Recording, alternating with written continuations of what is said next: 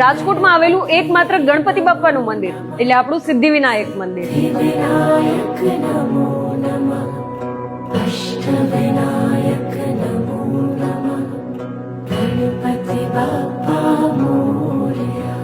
મારું નામ કિરીટભાઈ કુંડલિયા છે.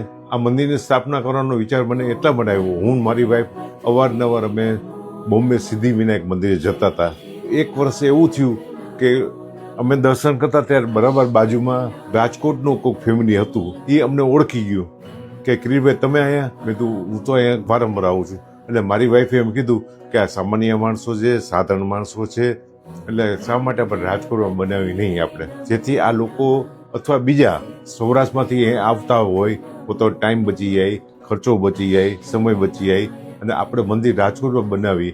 એ વિચાર મારી વાઈફને આવ્યો અને એ વિચારને પરિપૂર્ણ કરવા માટે રાજકોટમાં આ મંદિરની મેં સ્થાપના કરી. આ મંદિરમાં આખા વર્ષ દરમિયાન જે ગણપતિના રિલેટેડ જે કાંઈ પ્રસંગો આવતા હોય અને જે ઉત્સવ આવતા હોય બધા ઉત્સવો અમે અતિ ધામધૂમથી ઉજવીએ છીએ.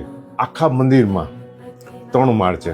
3 માળમાં અમે ક્યાંય લોખંડ સિમેન્ટનો ઉપયોગ કર્યો નથી. આ બધા ઉપર જે સ્ટોન છે ઉપર તમે જોયું હશે કે સ્ટોન મેલ ફિમેલથી જોઈન્ટ કરીને અમે આખું મંદિર બનાવ્યું છે, કે લોખંડ સિમેન્ટનો ઉપયોગ કર્યો નથી.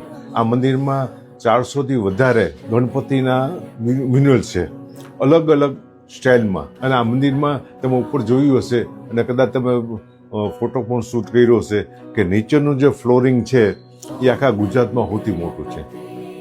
એમાં લખ્યું છે કે ગણપતિનો ઉત્સવ દરમિયાન તો જો કે 10 દિવસ ઉત્સવ છે, પણ ગણેશ ચતુર્થી દિવસે એક જ દિવસે ન જોવા મળે. અને આમ તો શું છે કે દરરોજ બધી પબ્લિક આવતી જતી જ હોય છે. અને આ મારી ઓફિસમાં આ ગણપતિ રાખ્યા છે. એ મોટા ગણપતિ જે અંદર છે એનું નાનું સ્વરૂપ છે.